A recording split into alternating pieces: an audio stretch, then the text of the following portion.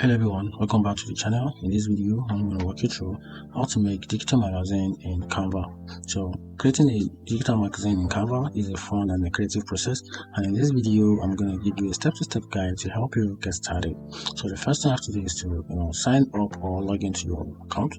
So visit the Canva website and sign up for an account, or log in if you already have one. Then choose a template. So search for magazine template in the search bar, then of course, and also select a template that suits your need. Canva offer a very different varieties of magazine template that you can customize. Then after that, use the Canva's drag and drop editors to customize your magazine. Then add your own image, text, and other elements to make it unique. You can change the font, color, and layout to match your style. And after that, you can also add page. So click on the add a new page button to add more page to your magazine.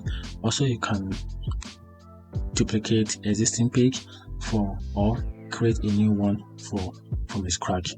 And after that, you can simply insert image and graphics. So upload your own image or choose from Canva's extensive library of photos, illustrations, and icon.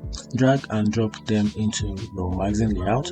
Then click on the text box to edit the text. You can change the font size, color, and alignment to fit your design.